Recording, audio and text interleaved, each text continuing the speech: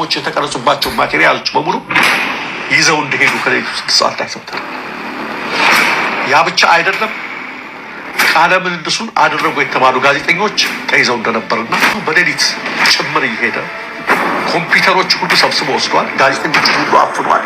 የተለያየ ነገር አድርጎ በኢቢኤስ ፕሮግራም ላይ ከጋዜጠኞች ጋር ቃለ ምልልስ እያደረጉ ታዩ። ያም ሆኖ ጠለፋውን ያቀነባበሩ፣ ያስተባበሩ፣ ያሳለጡ በርካታ ሰዎች በቁጥጥር ስር ውለዋል። ለምሳሌ መጀመሪያ ታግቼ ነበር ብላ የተፈታችው ልጅ የሷን ዶክመንትና የሌሎችን ተማሪዎች ዶክመንት የያዘው ተይዟል፣ ተገኝቷል ዶክመንታቸው ከነሱ። ይሄ ብቻ ሳይሆን በቴክኒክ መረጃ ያንዳንዶቹ ታጋቾች ስልክ አማራ ክልል ይገኛል። አማራ ክልል ሲፈለግ ስልኩ ጠፍቶ ቤኒሻንጉል ክልል ይገኛል። ቤኒሻንጉል ሲፈለግ ጠፍቶ ኦሮሚያ ክልል ይገኛል። እንቅስቃሴ አለ። የመከላከያ ሰራዊት አዛዥ ፊልድ ማርሻል ብርሃኑ ጁላ በወቅቱ እንዲህ ብለው ነበረ። ደምቢዶሎ የታገቱ 18 ተማሪዎች ማን ያገታቸው? 18ቱ ልጆች ያገቱ እኔ ምንም አልልም። ሁላችንም አይተነዋል የደረሰባትን እህታችን። እንዲህ በሏት፣ እግዚአብሔር እንባሽን ያብስልሽ። ቴሌቪዥን ላይ የቀረበችው ብርቱካን ተመስገን አላውቃትም ብሏል። ዩኒቨርሲቲው የቴሌቪዥን ጣቢያው ያቀረበኝን ወንጀላ ካላስተባበለ እከሰዋለሁ ሲል ማስጠንቀቂያ አውጥቷል።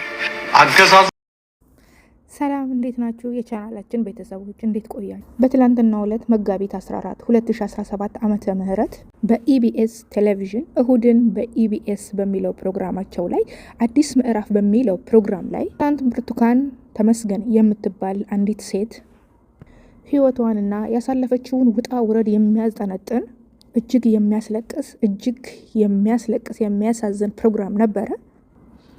እንግዲህ ከትላንት ጀምሮ እያለቀስን ይህን ፕሮግራም ከተለቀቀበት ጀምሮ እያየን ነበረ። ነገር ግን እስከ ዛሬ ጠዋቷ ድረስ ማለት ነው ይህ ፕሮግራም እስከማዘጋጅበት ሰዓት ድረስ ቪዲዮ ነበረ። በጣም መነጋገሪያ ሆና ብዙዎች ፍትህ ይሰጣት፣ ፍትህ ማግኘት አለባት፣ ቷን እንቀይረው፣ አሁን እንኳን እስቲ እናስቃት፣ እንርዳ ሲሉ ሰምተናል።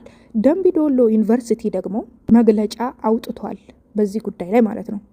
ለኢቢኤስ ቴሌቪዥን ደምቢዶሎ ዩኒቨርሲቲ ማስተላለፍ ርዕስ ይህንን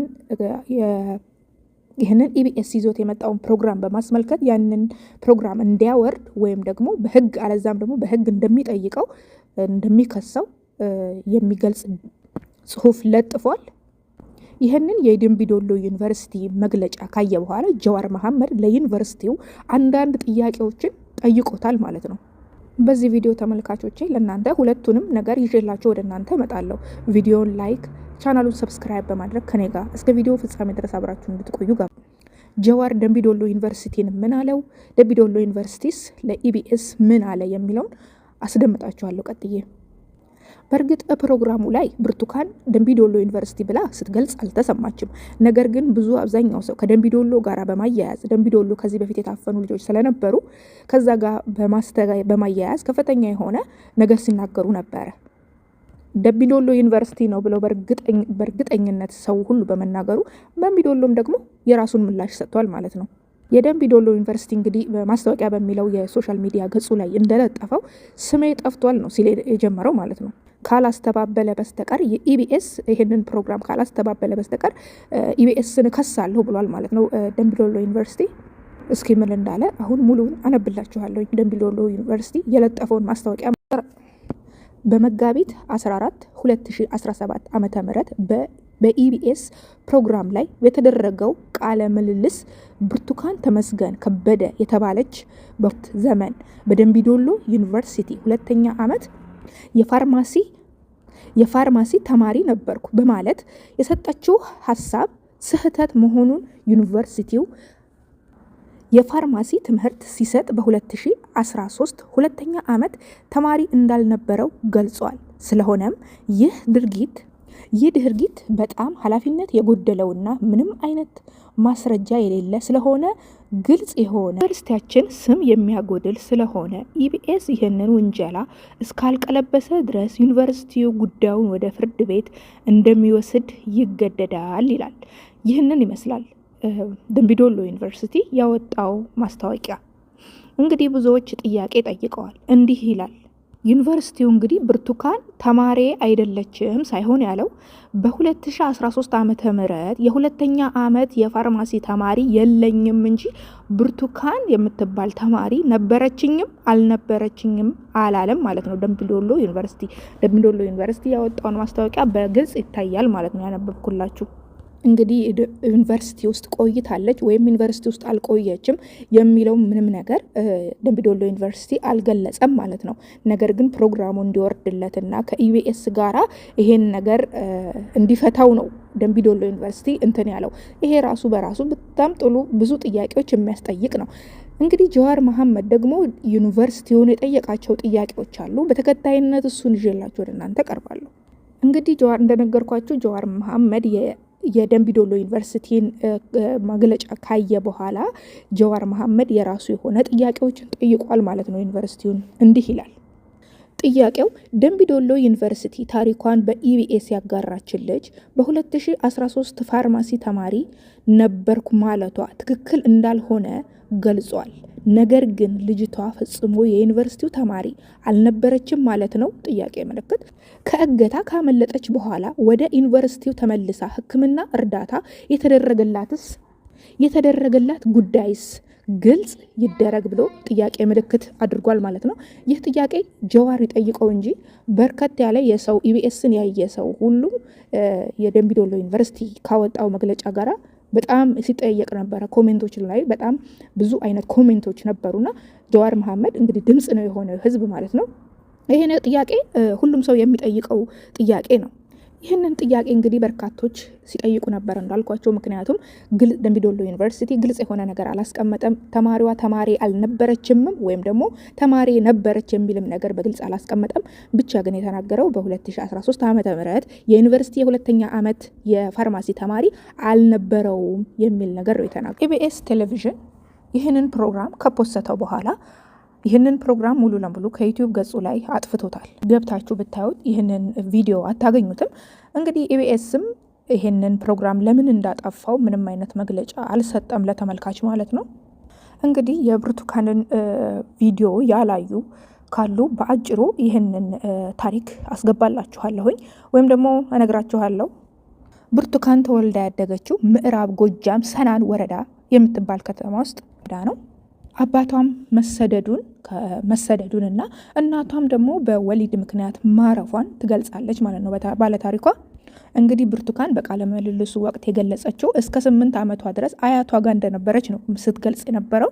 ከዛ በኋላ ደግሞ የሰው ቤት ገብታ እየሰራች እየተማረች እንደነበረ ነው ስትተርክልን የነበረው። እስከ 8ኛ ክፍል ድረስ የደረጃ ተማሪ በመሆን ተሸላሚ እንደነበረችና ቤት ውስጥ ከምትሰራው ከባድ ስራ ጎን ለጎን ትምህርቷን ቀጥላ የ12ኛ ብሔራዊ ፈተና ዩኒቨርሲቲ በፋርማሲ ዲፓርትመንት እንደሄደች ትምህርቷን መማር እንደጀመረች ትናገራለች። 2ኛ ዓመት የዩኒቨርሲቲ የፋርማሲ ተማሪ ሆና እያለች ግን የገጠማት ምሽት ከላይብረሪ ስትመለስ 3 ሰዓት አካባቢ ግቢ ውስጥ ረብሻ ተጀመረ። ከውስጥም ከውጭም ዩኒቨርሲቲ ግቢ ውስጥ ማለት ነው ከባድ ተኩስ ነበረ። ስለ ሁኔታው ስትገልጽ ዩኒቨርሲቲውም ሲዘጋ ሮጣ ማምለጫ በምትፈልግበት ሰዓት ከዩኒቨርሲቲው ውስጥም ከዩኒቨርሲቲው ውጭም እየተተኮሰ ባለበት ሰዓት እንግዲህ እሷንም ሆነ ከዩኒቨርሲቲ ውጭ ያሉ ሰዎች ሁሉ ደንግጠው ነበረ። እንግዲህ በዛን ወቅት ነው አንድ መኪና ቆሞ ኑ ግቡ፣ ህይወታችሁን አትርፉ፣ ኑ ግቡ እያለ ሴቶቹን በማጣደፍ እየጫነ የነበረ አንድ መኪና ላይ ብርቱካንም ሆነች ሌላ እንደዚሁ ሊሸሸጉ የፈለጉ ልጆች ከብርቱካን ጋር አብረው ይጫኑና እዛ መኪና ላይ ማለት ነው እንግዲህ ሁሉም ያሰቡት ያ ለነሱ እርዳታ እንደሚሰጥ ለመጠለያ የፈለጉት መኪና ነው። እንግዲህ እንድናመልጥ ሊረዱን ነው፣ በቃ ከዚህ ግርግር እንድናመልጥ ሊረዱን ነው በሚል ሁሉም ዘለው ምንም ጥርጣሬ ወደ መኪናው ይገባሉ ማለት ነው። ሲሄዱ ግን እንደጠበቁት እንዳሰቡት እነሱን ለማዳንና ለማትረፍ እንዳልሆነ ግልጽ ይሆንላቸዋል። ወደ ጫካ ነበረ ይዘዋቸው በቀጥታ የገቡት። ጫካ ከወሰዷቸውም በኋላ 1 ዓመት ከ6 ወር ያክል እዛ በጫካ ውስጥ አቆዩቸው ማለት ነው። ደረሱ በኋላ የፈለግናችሁ ለስልጠና ነው፣ አብራችሁን ትሆናላችሁ በማለትም ገለጹላቸው እና እዛ ካስቀመጧቸው በኋላ ለ1 ዓመት ከ6 ወር እንግዲህ ሲቀመጡ በጫካ ውስጥ የሚበላም የሚጠጣም የሚለበስም ምንም ነገር ማግኘት በጣም ስቃይ እንደነበር ትገልጻለች። እንግዲህ ብርቱካን እንግዲህ አሁን ስራችንን እንጀምር በማለት 1 ዓመት ከ6 ወር ጊዜው ከሄደ በኋላ ሁላችንንም አሰልፈው ልብሳችንን አስወለቁን ማለት ነው ስትል ታሪኳን ትጀምራለች። ዋናውን አሳዛኙን ግፍ የተፈጸመባቸውን ማለት ነው። እኔ የተሰለፍኩት ስድስተኛው ተርታ ላይ ነበረ የተሰለፍኩት። ይህን ታሪክ መናገር በራሱ በጣም ከባድ ነው ጋይስ። እየተፈራረቁ ነበር የሚደፍሩን ብላለች እንግዲህ ስትናገር ማለት ነው ብርቱካን። እንግዲህ እየተፈራረቁ ሲደፍሯቸው እንግዲህ እንዳለችው ሰውነቷ ደነዘዘ። በዛ መሀል በፌሮ ሁሉ ሲወጉን ነበረ ትላለች። እንግዲህ ይህን በምትናገርበት ሰዓት በጣም በስቃይና በሚያም ስሜት ነው ስትገልጽ የነበረው። በወቅቱ በጣም ያማል። በዚህ መሀል እንግዲህ ራሷን ሳተች። ለ6 ተከታታይ ቀናት ራሷን እንደማታውቅና ከ6 ቀን በኋላ ስትነቃ ደሜ እየፈሰሰ ነበር ትላለች ብርቱካን። በጣም ነው የምታሳዝነው። ጋ የነበሩትም ተደፍረው ስለነበረና አንዷ በተለይ አብራት የነበረችው አንዷ ደግሞ ከሷ በባሰ ሁኔታ ውስጥ ስለነበረች በወቅቱ እንግዲህ አላዝላት ነገር አቃተችኝ። እየጎተትኩ አብረን ነው የምንወጣው አይዞሽ እያልኳት ነበር ትላለች በወቅቱ ስትገልጽ። ዩኒቨርሲቲያቸው ይመለሱና ዩኒቨርሲቲውም ደግሞ ሕክምና እንዳደረገላቸው ከታገቱ በኋላ እንግዲህ ወደ ዩኒቨርሲቲው ነው ቀጥታ የመጡት። ከዛም በኋላ ደግሞ ዩኒቨርሲቲው ሕክምና እንዳደረገላትና እንግዲህ አሁን ላለችበት ህይወት ይሄንን ፕሮሰስ አልፋ እንደሆነ እዚህ ጋር የቆመችው ትናገራለች ባለ ታሪኳ ብርቱካን።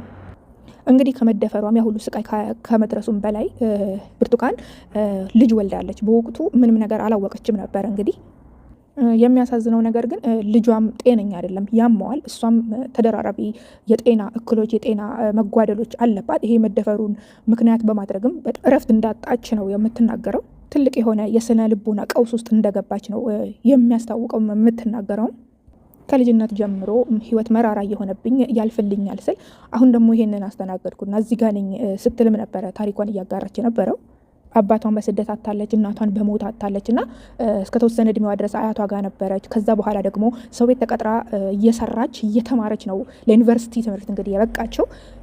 እንደምትናገረው ብቻዬን መቆም እችላለሁ፣ ከዚህ በኋላ ራሴን ጠንክሬ ራሴን ትልቅ ደረጃ ደርሳለሁ፣ ቢያንስ ለራሴ ቆማለሁ በምትልበት የዩኒቨርሲቲ ትምህርት በምትደርስበት ሰዓት ነው እንግዲህ ይሄ ግፍና በደል በሷ ላይ የደረሰባት።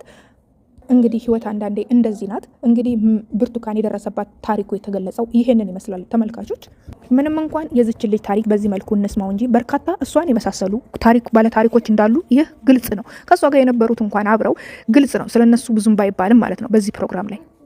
በዛ ላይ በጣም በርካታ የሆኑ የዩኒቨርሲቲ ሴት ተማሪዎች በመጠለፋቸው ወይም ደግሞ በመወሰዳቸው የታገቱ ወላጆቻቸው እያለቀሱ የምናስታውሳቸው ታሪኮች አሉ። እንግዲህ የብርቱካንም ሁኔታ በአወዛጋቢነቱ ቀጥሏል ማለት ነው። ይሄ ነው የተባለ ነገር እስካሁን የታወቀ ነገር የለም። እንግዲህ በቀጣይ እነዚህን ነገሮች በደንብ ግልጽ የሆኑ መረጃዎች ሲወጡ ወደ እናንተ ማቀርብላችሁ ይሆናል። ለአሁኑ ግን አበቃው። ቸር ቆዩን በያላችሁ